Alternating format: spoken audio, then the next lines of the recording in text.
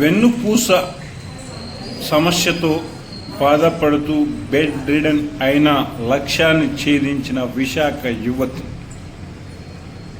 888 ర్యాంకుతో విజయం.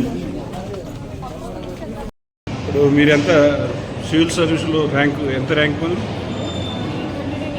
800. ఈ ర్యాంకు సాధించడంలో మీకు కీలకంగా ఇన్స్పైర్ చేసింది ఎవరు?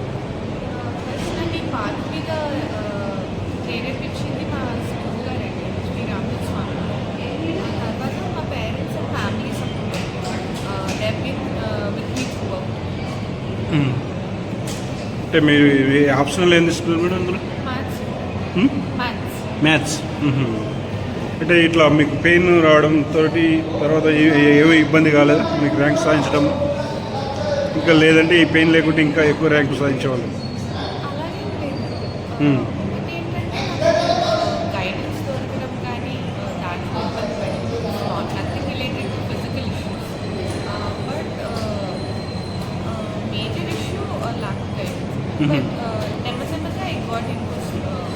అంటే యాక్సిడెంట్ అయిందా ఎట్లా? స్పైన్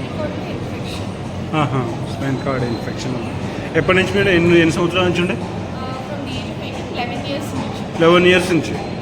ఎటువంటి ప్రాబ్లం ఉండి కూడా మీరు దీన్ని చదువుకోవాలనే ఒక దీంతో గ్రేట్. Thank you. పాపకు ఇన్ని ఇబ్బందులతోటి కూడా ఉన్నది కదా, ఎట్లా మీరు సహకరించేవాళ్ళు?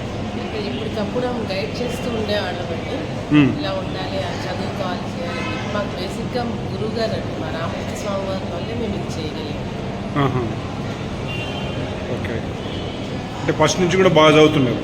మొదటి నుంచి కూడా తను బాగా చదువుతుందండి. తను ఐఐటి కర్నూలు చదువుతున్నప్పుడు ఇంజనీరింగ్ ఫస్ట్ ఇయర్లో ఉన్నప్పుడు ఇలా జరిగింది. ఓకే. మీరేం చేస్తారమ్మా? నేను ఉమెన్ చైల్డ్ వెల్ఫేర్ డిపార్ట్మెంట్లో సూపర్వైజర్గా చేస్తానండి. Okay okay. మీరు సార్? దేంట్లో? రైల్వేస్లో చేస్తారా? మీరు ఎలా ఇన్స్పైర్ చేశారు పాప సివిల్స్ ర్యాంక్ సాధించడంలో? మీరు ఎలా ప్రోత్సహించారు?